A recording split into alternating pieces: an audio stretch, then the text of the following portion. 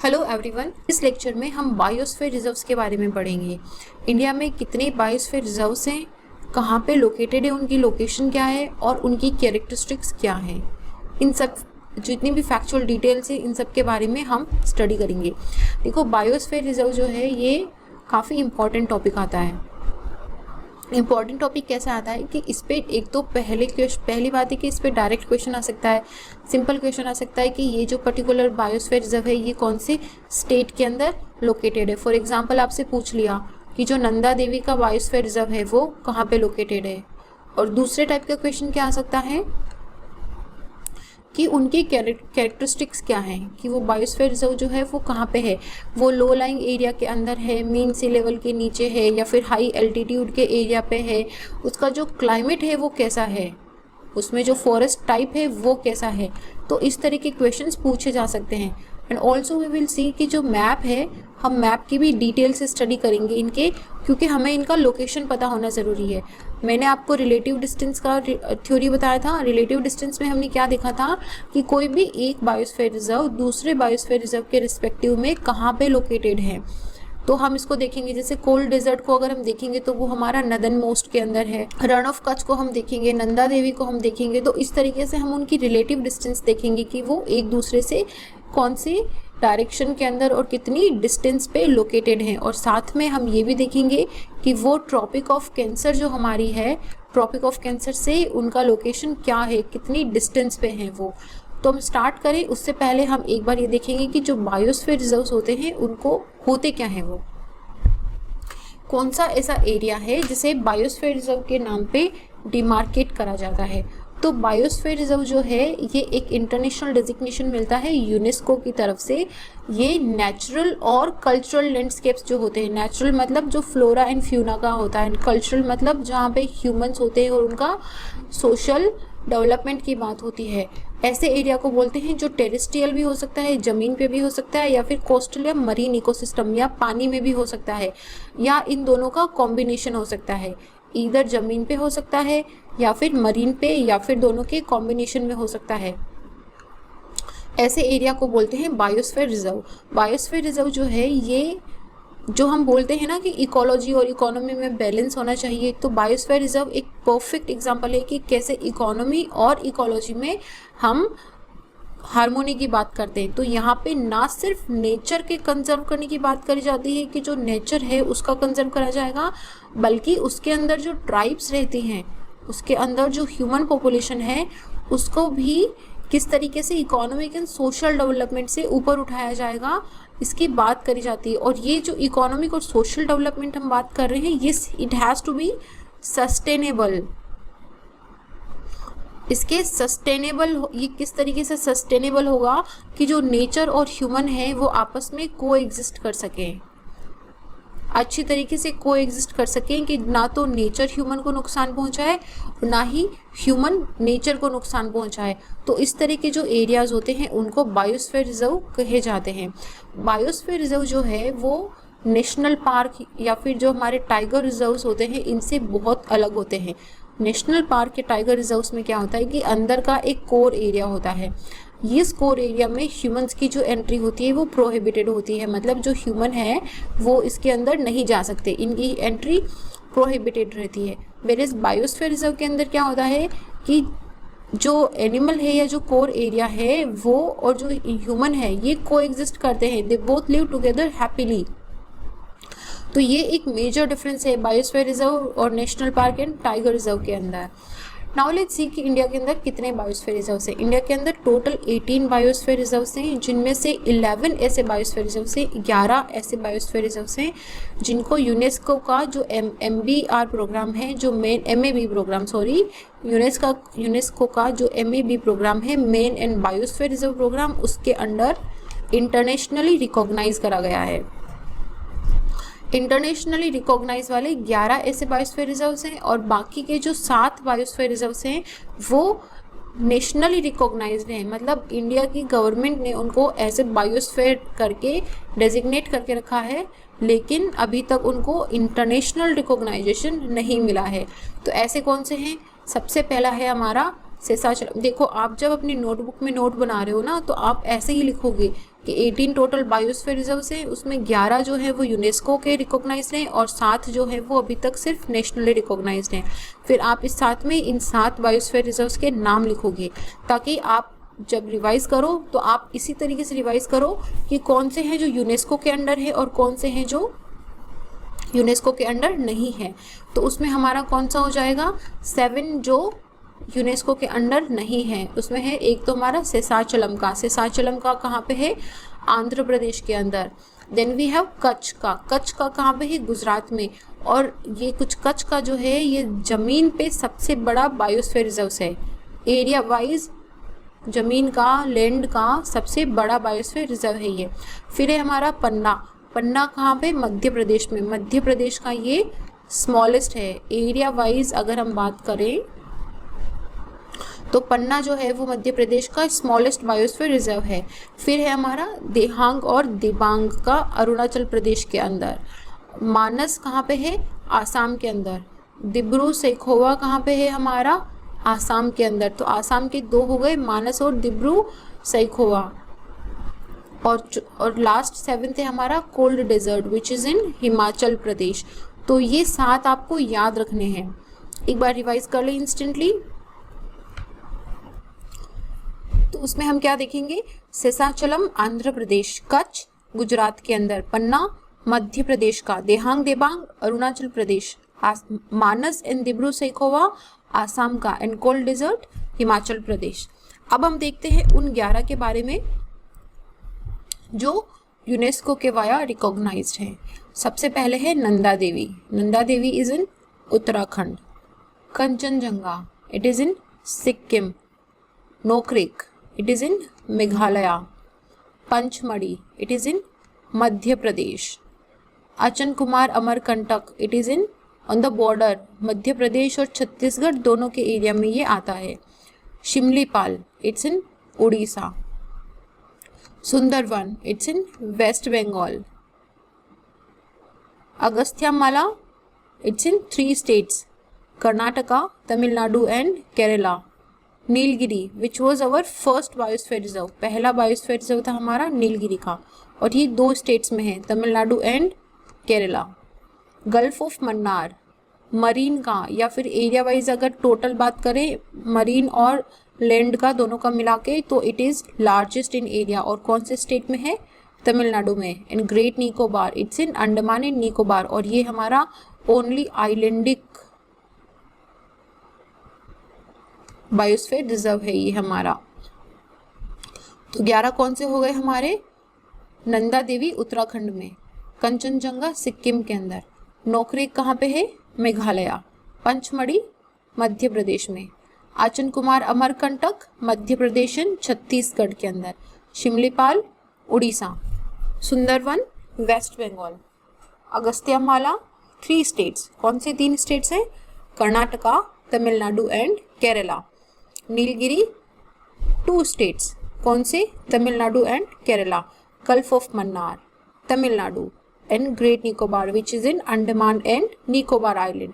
अब हम इन सारे 18 बायोस्फीयर रिजर्व्स को एक एक करके देखेंगे कि कहाँ पे इनकी लोकेशन है और ये कहाँ पे लोकेटेड है। सबसे पहले देखते हैं हम नोक्रेक। नोक्रेक जो है, हम पेन का कलर ही चेंज कर लेते हैं पहले कि येलो के साथ कंफ्यूज हो जाएगा। नोक्रेक कहाँ पे है, मेघालय के अंदर। लोकेशन क्या है इसकी, मेघालय। अगर हम बात करें ट्रॉपिक ऑफ कैंसर से, तो ट्रॉपिक ऑफ कैंसर से ये बहुत पास में है, इसकी लोकेशन ट्रॉपिक ऑफ कैंसर के पास में है।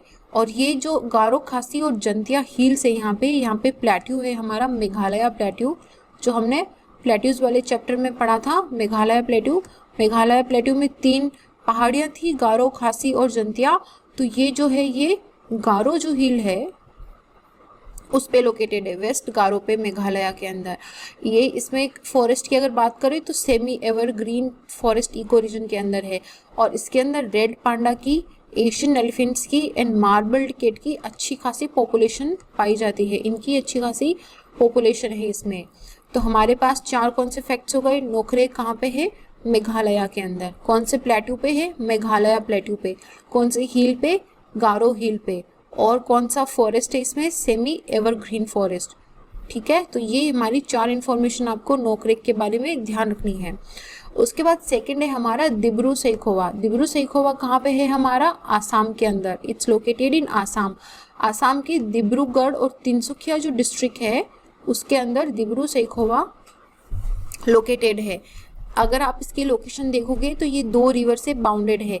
ये इसके नॉर्थ साइड में ब्रह्मपुत्र और लोहित रिवर, नॉर्थ साइड में ब्रह्मपुत्र और लोहित रिवर है और साउथ साइड में दिब्रू रिवर है। तो टोटल 3 रिवर हैं जिनसे ये बाउंडेड है।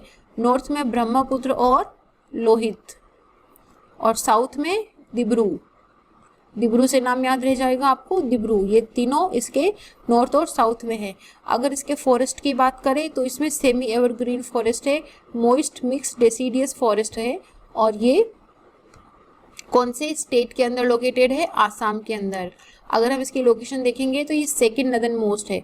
जो दिहांग देबांग है हमारा ये ईस्टर्न मोस्ट, नदर्न मोस्ट नहीं, ये ईस्टर्न मोस्ट है, ये सेकंड ईस्टर्न मोस्ट है। ईस्टर्न मोस्ट कौन सा है? देहांग देबांग, जो हम अगला देखेंगे। और दिब्रू सैखोवा जो है वो देहांग देबांग के जस्ट थोड़ा सा पहले, मतलब इतना क्लियरली हम इसको डिमार्केट नहीं कर सकते, तो इसको भी हम one of the most eastern biosphere reserve जो है वो बोल सकते हैं इसको, ठीक है। फिर हम बात करते हैं दिहांग एंड देबांग की। पॉइंट 1 कौन से स्टेट के अंदर है? ये अरुणाचल प्रदेश के अंदर। अरुणाचल प्रदेश के अंदर ये जो है इसमें 2, एक नेशनल पार्क और एक वाइल्ड लाइफ सेंचुरी से मिलके बना हुआ एरिया है। एक तो मोलिंग नेशनल पार्क और एक दिबांग वाइल्ड लाइफ सेंचुरी। ये दोनों के दोनों दिहांग और दिबांग बायोस्फीयर रिजर्व का पार्ट बनाती है। ये आपको स्टार मार्क लगा के याद रखना है। इसमें आपको 2 इन्फॉर्मेशन एक्स्ट्रा मिल रही है कि एक तो मोलिंग नेशनल पार्क कहाँ पे है और एक दिबांग वाइल्ड लाइफ सेंचुरी कहाँ पे है। मोलिंग नेशनल पार्क कहाँ पे है? Arunachal Pradesh. Dibang wild life sanctuary कहाँ पे है? अरुणाचल प्रदेश। और ये दोनों कौन से बायोस्फीयर रिजर्व का एरिया है? दिहांग एंड दिबांग का। अगर हम बात करें इसके फॉरेस्ट एरिया की तो ये ट्रॉपिकल वेट एवरग्रीन है। आप देखो इसकी जो लोकेशन है वो ऊपर है, ट्रॉपिकल से दूर है, ट्रॉपिकल से दूर है तो, और दूसरा ये एल्टीट्यूड पे भी है, तो इसके वजह से ये ट्रॉपिकल वेट एवरग्रीन, सब ट्रॉपिकल टेम्परेट, अल्पाइन और परमानेंट स्नो वाला एरिया है। ये पॉइंट आपको ध्यान रखना है। यूपीएससी जो है इस तरह के क्वेश्चन भी पूछती है। ऑलरेडी एक ऐसा क्वेश्चन पूछा जा चुका है, तो आपको इनका क्लाइमेट टाइप भी ध्यान रखना है। उसके बाद है हमारा कंचनजंगा। कंचनजंगा जो है हमारा कौन सा स्टेट के अंदर लोकेटेड है? सिक्किम के अंदर। सिक्किम के अंदर लोकेटेड है। और कंचनजंगा जो है ये हमारा पहला मिक्स्ड हेरिटेज है। पहला मिक्स्ड हेरिटेज साइट कौन सा है हमारा? कंचनजंगा का। और यहाँ पे गोएचला पास भी है। गोएचला पास अगर पूछा जाए कहाँ पे है तो हम क्या बोलेंगे? कंचनजंगा पे।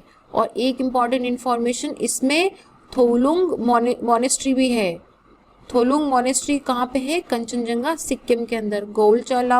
गोएचला पास कहाँ पे है? कंचनजंगा सिक्किम के अंदर। तो ये कुछ डिटेल आपको ध्यान रखनी है। आप चाहे, आई होप आप कॉपी में नोट कर रहे होंगे अपने नोटबुक में, अगर नहीं तो आप इसको पीपीटी से भी पढ़ सकते हो, लेकिन आपको ये इन्फॉर्मेशन रिवाइज करनी है एटलीस्ट 3 to 4 टाइम्स। 3 से 4 बार आपको ये सारी इन्फॉर्मेशन रिवाइज करनी है। उसके बाद है हमारा मानस का। मानस के अंदर पहला, मानस कौन से स्टेट के अंदर है? आसाम के अंदर। अभी जो मानस वाला एरिया है, देखो ये नेशनल पार्क भी है, ये UNESCO natural world heritage site भी है, यहाँ पे प्रोजेक्ट टाइगर भी चलता है, एलिफेंट रिजर्व भी है और ये बायोस्फीयर रिजर्व भी है। तो जितने भी हमारे इम्पोर्टेंट कंजर्वेशन के प्रोजेक्ट्स जो चला के रखे हैं ऑलमोस्ट सब है। ये नेशनल पार्क है, ये टाइगर रिजर्व है, ये एलिफेंट रिजर्व है, ये UNESCO natural world heritage site है और ये बायोस्फीयर रिजर्व तो है ही। अगर हम बात करें कि कहाँ पे लोकेटेड है तो हिमालय का जो फुट हिल है वहाँ पे ये लोकेटेड है।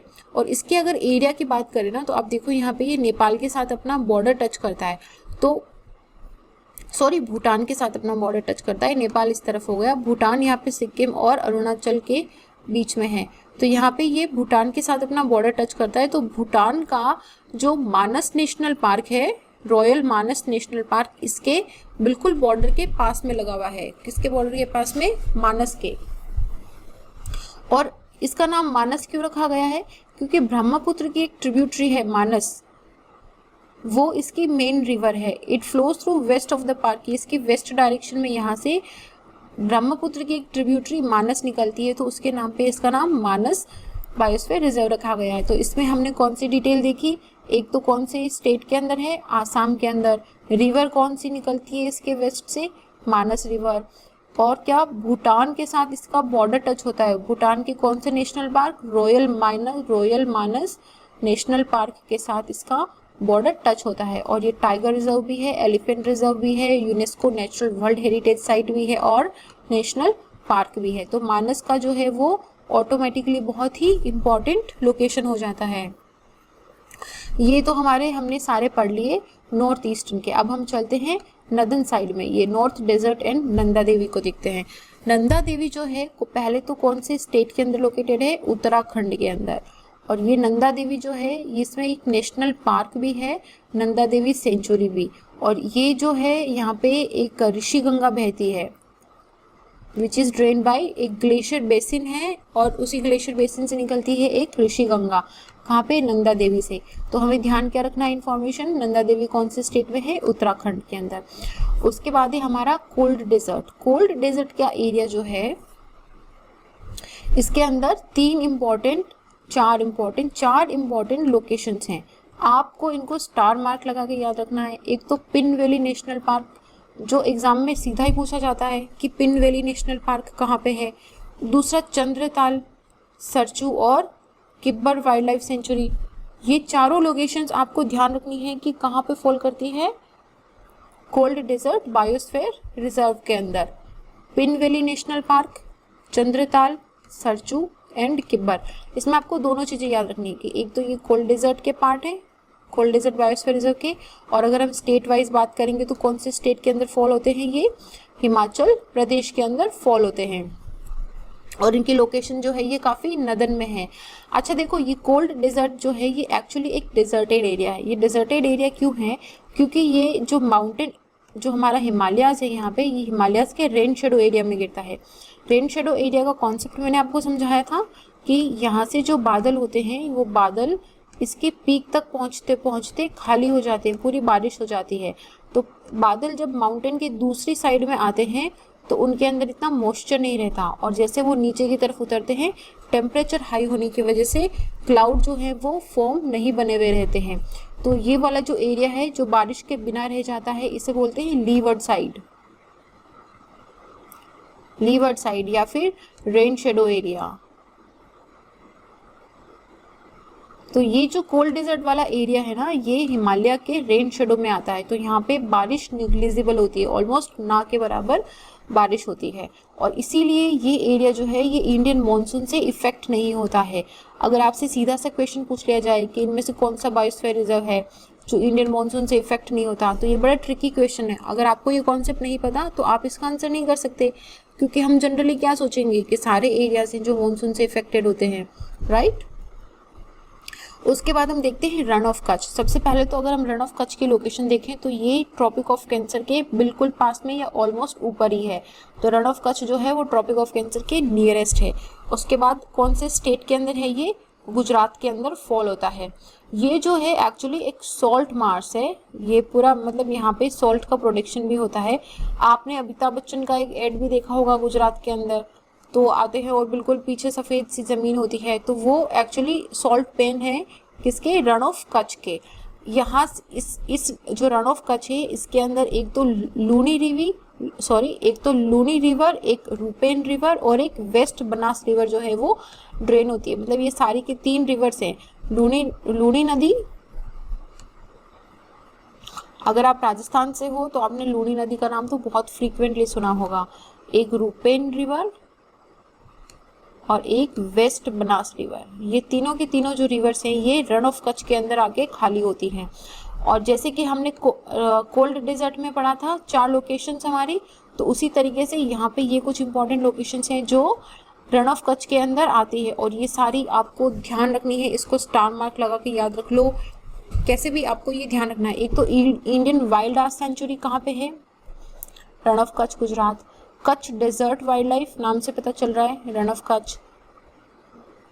Narayan Sarovar century, Kutch bustard century, बनी ग्रासलैंड, ये जो बनी ग्रासलैंड है, ये बनी ग्रासलैंड रिजर्व एरिया काफ़ी न्यूज़ में रहता है, ये इंपॉर्टेंट है। इस पे सीधा क्वेश्चन ऑलरेडी एक तो एग्जाम में आ चुका है। नाम क्या है इसका? बनी ग्रासलैंड रिजर्व। और फिर चारी ढांड वेटलैंड और चारी ढांड wetland conservation reserve.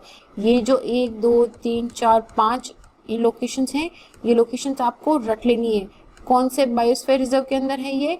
Run of Kutch के अंदर। और कौन से स्टेट के अंदर है ये? गुजरात के अंदर। ठीक है, ये आपको ध्यान रखना है। तो ये हो गया हमारा रन ऑफ कच्छ का कवर। उसके बाद हम पढ़ते हैं पन्ना के बारे में। पन्ना हमारा पहले तो कौन से स्टेट के अंदर है? मध्य प्रदेश में। और इसकी लोकेशन देखो, इसके ट्रॉपिक ऑफ कैंसर से ज़्यादा दूर नहीं है और इंडिया के ऑलमोस्ट सेंटर में है ये।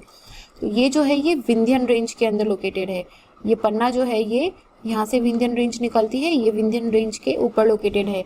और जो केन रिवर है वो केन रिवर इसके पन्ना के अंदर से निकलती है। केन रिवर इसमें से फ्लो होती है। और केन रिवर जो है ये यमुना की ट्रिब्यूटरी है और यमुना आगे जाके गंगा की ट्रिब्यूटरी बन जाती है। आपने सुना होगा कि पन्ना के अंदर जो है वो हीरे की खदानें भी है। तो Panna is also popular for diamonds. यहाँ पे डायमंड्स भी बहुत मिलते हैं।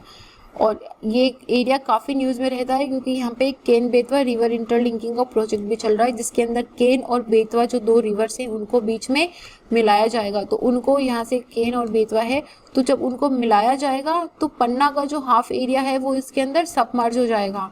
तो इसके लिए काफ़ी जो हमारे एनवायरमेंटलिस्ट हैं उनके द्वारा प्रोटेस्ट भी चलता रहता है। उसके बाद हम पढ़ते हैं अचन कुमार अमरकंटक। अचन कुमार अमरकंटक का एरिया आप देखोगे अगर तो ये मध्य प्रदेश और छत्तीसगढ़ दोनों के अंदर लाई करता है। अचन कुमार अमरकंटक मैक्सिमम छत्तीसगढ़ के अंदर है। छत्तीसगढ़ के अंदर इसका 68% एरिया है और बाकी का जो एरिया है वो मध्य प्रदेश में कवर होता है। ये अगर इसकी इम्पोर्टेंस अगर हम देखें तो इसकी इम्पोर्टेंस ऐसी है कि ये एज अ वाटरशेड काम करता है।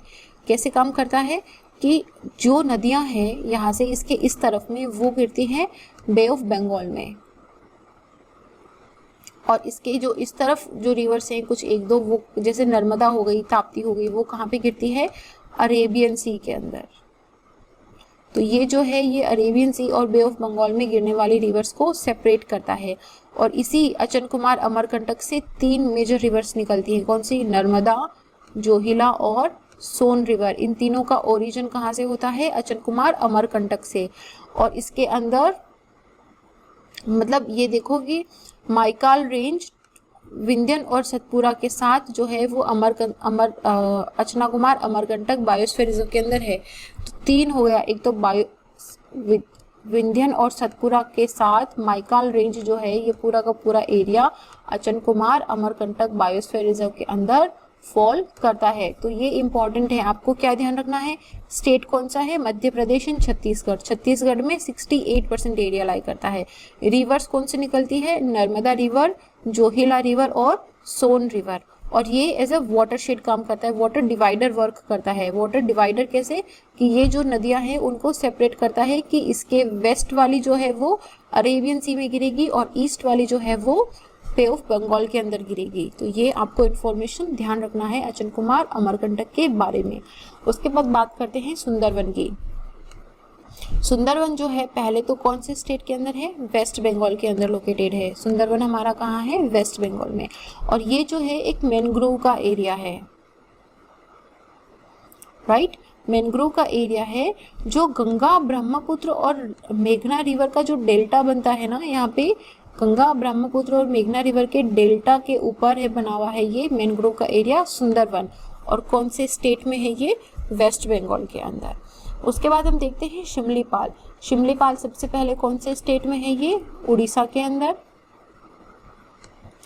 और इसके ये शिमलीपाल जो है ये नेशनल पार्क भी है, टाइगर रिजर्व भी है और मयूरभंज एलिफेंट रिजर्व भी है। और तीनों के तीनों इसी उड़ीसा के अंदर है। तो इसके अंदर 3 प्रोटेक्टेड एरिया आते हैं। ये आपको जैसे हमने रन ऑफ कच्छ और कोल्ड डेजर्ट में देखा था उसी तरीके से आपको ये रट लेना है। एक तो शिमलीपाल टाइगर रिजर्व, एक हडगढ़ वाइल्ड लाइफ सेंचुरी और एक कुल्धिया वाइल्ड लाइफ सेंचुरी। ये तीनों 2 वाइल्ड लाइफ सेंचुरी, हडगढ़ एंड कुल्धिया और एक शिमलीपाल, कौन से बायोस्फीयर रिजर्व में आते हैं? शिमलीपाल के अंदर। अच्छा, शिमलीपाल के अगर नाम की बात करें तो इसका नाम जो है ये एक यहाँ पे एक तरह का ट्री है जो रेड सिल्क कॉटन को प्रोड्यूस करता है, तो इसके नाम पे इसका नाम पड़ा है शिमलीपाल। और यहाँ पे दो वाटरफॉल्स भी हैं, एक तो जोरंदा वाटरफॉल और एक बहरा पानी, एक बारही पानी फॉल, दो वाटरफॉल है इसके अंदर। ठीक है, तो ये हो गया हमारा शिमलीपाल के बारे में। उसके बाद हम देखते हैं पंचमढ़ी का एरिया। पंचमढ़ी का जो एरिया है, सबसे पहले ये कौन से स्टेट के अंदर है? मध्य प्रदेश के अंदर। कौन सी रेंज के ऊपर है? ये सतपुरा रेंज पे फॉल करता है। और इसमें 3 वाइल्ड लाइफ कंजर्वेशन यूनिट्स हैं जो आपको ध्यान रखनी है, एक तो बोरी सेंचुरी, एक पंचमढ़ी सेंचुरी और एक सतपुरा नेशनल पार्क। ये तीनों आपको स्टार मार्क लगा के ध्यान रखना है। कौन से बायोस्फीयर रिजर्व में फॉल करता है? पंचमढ़ी में। कौन से स्टेट के अंदर है? मध्य प्रदेश। और कौन सा 3 area? Bori sanctuary, Pachmarhi sanctuary and Satpura national park. Pachmarhi का जो एरिया है ये वेस्टर्न और ईस्टर्न की जो फॉरेस्ट स्पीसीज है ना, उनका ट्रांजिशन जोन है। मतलब इसके इस तरफ ईस्टर्न और इसके इस तरफ वेस्टर्न और इस तरफ जो है वो ईस्टर्न फॉरेस्ट का ट्रांजिशन दिखना स्टार्ट हो जाता है। तो ये हो गया हमारा पंचमढ़ी का area. Now let's cover this southern biosphere reserve. सबसे पहले हम स्टार्ट करते हैं नीलगिरी से। नीलगिरी जो है ये हमारा 3 एरियाज में, 3 स्टेट्स के अंदर लोकेटेड है। कौन सी 3 स्टेट्स में लोकेटेड है? केरला, कर्नाटका एंड तमिलनाडु। आप देखो इन तीनों के ट्राई जंक्शन पे लोकेटेड है ये। अच्छा, मैं एक करेक्शन कर देती हूँ यहाँ पे, जो मैंने आपको सबसे पहली स्लाइड दिखाई थी, let me correct it here only. तो ये थोड़ा सा मिस्टेक हो गया यहाँ पे। ये अगस्त्यामलय जो है ये तमिलनाडु एंड केरला के बॉर्डर पे है, वेयर जो नीलगिरी है ये कर्नाटका, तमिलनाडु एंड केरला के बॉर्डर पे है। प्लीज इसे आप करेक्ट कर लेना, ये थोड़ा सा मैंने मिस्टेक से इसे ऊपर नीचे कर दिया है। ठीक है, तो अब हम देखते हैं नीलगिरी को। नीलगिरी जो है कौन सी 3 स्टेट्स के बॉर्डर पे है? कर्नाटका, तमिलनाडु एंड केरला। इसके अंदर ये सारे wild life sanctuaries and national park जो है ये बहुत ही इंपॉर्टेंट है, सीधा क्वेश्चन आ सकता है। सबसे पहला साइलेंट वैली नेशनल पार्क, फिर Mukurthi national park, Bandipur Nagarhole tiger reserve, Mudumalai wildlife sanctuary, Wayanad wildlife sanctuary, Aralam wildlife sanctuary and Sathyamangalam wildlife sanctuary. ये सारे आपको स्टार मार्क लगा के, डबल स्टार मार्क लगा के लिखना है। और ये कौन से बायोस्फीयर रिजर्व में है? नीलगिरी के पार्ट है ये सब। These are the parts of Nilgiri. एक बार मैं फिर से बता दूं आपको, silent valley national park, Mukurthi national park, Bandipur Nagarhole tiger reserve, Mudumalai wildlife sanctuary, Wayanad wildlife sanctuary, Aralam wildlife sanctuary and Sathyamangalam wildlife sanctuary. ये सारे किसके पार्ट हैं? नीलगिरी के पार्ट हैं। और नीलगिरी के अंदर ही एक सिरुवनी हिल्स है, ये भी छोटी सी फैक्चुअल डिटेल है। सिरुवनी हिल्स, सिरुवनी हिल्स कहाँ पे है? नीलगिरी के अंदर। तो ये हो गया हमारा नीलगिरी। उसके बाद हम देखते हैं शेषाचलम। सबसे पहले शेषाचलम जो कौन से स्टेट के अंदर है? ये है आंध्र प्रदेश के अंदर। और ये जो है हमारा सदर्न ईस्टर्न घाट, इस तरफ हमारा ईस्टर्न घाट है, तो ये वाला शेषाचलम जो है ये सदर्न ईस्टर्न घाट पे लोकेटेड है। इसके अंदर तिरुपति और Shri Venkateswara national park include होते हैं। 2 एरियाज है इसमें, जिससे आपने तिरुपति का मंदिर भी सुना होगा, तो तिरुपति का मंदिर और श्री वेंकटेश्वरा नेशनल पार्क जो है वो शेषाचलम बायोस्फीयर रिजर्व के पार्ट हैं। उसके बाद हम देखते हैं अगस्त्यामलाई बायोस्फीयर रिजर्व। अगस्त्यामलाई हमने कौन सी 2 स्टेट के बॉर्डर पे, आपको देख के पता चल जाएगा, एक तो केरला और तमिलनाडु के बॉर्डर पे है अगस्त्यामलाई का बायोस्फीयर रिजर्व। अच्छा, इसके अंदर हम बात करें कि कौन कौन से एरियाज इंक्लूडेड है, तो एक तो Neyyar and Peppara and Shendurney wildlife sanctuaries हैं, और एक है कालाकड़ मुदुनथुराई टाइगर रिजर्व तमिलनाडु का। ये सारे एरियाज जो है ये अगस्त्यामलाई का पार्ट बनाते हैं। उसके बाद में अगर हम इसके फॉरेस्ट की बात करें तो ये ट्रॉपिकल वेट एवरग्रीन का एरिया, ये जो है ये पूरा वेस्टर्न घाट का एरिया है। यहाँ पे नीलगिरी पे तो यहाँ के मिल जाते हैं। ये अगस्त्यामलाई जो है ये इसके one of the highest peak की, वेस्टर्न घाट की one of the highest peak है। तो ये जो पूरा एरिया ये ट्रॉपिकल वेट एवरग्रीन के अंडर आता है। और यहाँ पे शोला के फॉरेस्ट भी मिलते हैं। शोलास क्या होते हैं? ये ग्रासलैंड एरियाज होते हैं। जो वेस्टर्न घाट के ग्रासलैंड एरियाज है उनको शोलास बोलते हैं। तो ये हो गया हमारा अगस्त्यामलाई। उसके बाद हम देखते हैं गल्फ ऑफ मन्नार। सबसे पहले गल्फ ऑफ मन्नार कौन से स्टेट में है? तमिलनाडु के अंदर। और ये हमारा लार्जेस्ट बायोस्फीयर रिजर्व है। लार्जेस्ट बायोस्फीयर रिजर्व है। और यहाँ पे एक्चुअली 21 छोटे छोटे आइलैंड्स हैं, छोटे छोटे 21 आइलैंड्स हैं, उनको सबको मिला के गल्फ ऑफ मन्नार का एक नाम दिया गया है, जो हमारा लार्जेस्ट बायोस्फीयर रिजर्व है। और ये हमारी बिल्कुल सदर्न टिप पे लोकेटेड है।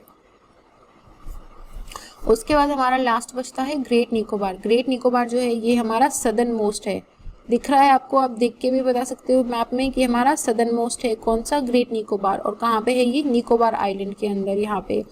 इसके अंदर जो है एक तो कैंपबेल बे नेशनल पार्क और एक गालाथिया नेशनल पार्क जो है इसी के पार्ट है।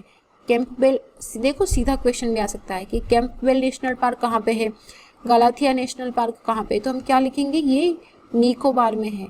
और ये कौन से बायोस्फीयर रिजर्व का एरिया है, ग्रेट निकोबार का। और ये जो एरिया है ये इंडो मलाया इको जोन के अंदर आता है, मतलब इंडोनेशिया और ये मलेशिया जो मलाया पेनिनसुला है इसका इको जोन जो है इसके अंदर आता है। तो ये हो गए हमारे पूरे 18 बायोस्फीयर रिजर्व्स।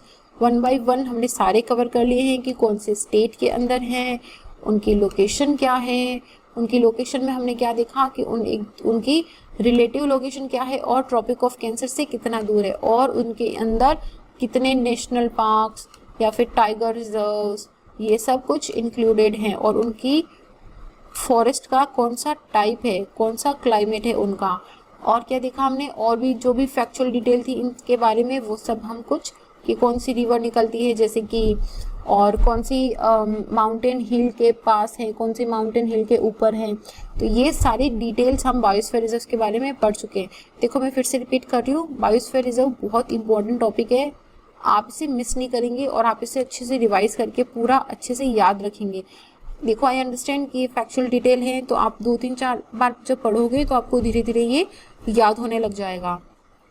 तो इस लेक्चर में इतना ही, थैंक यू।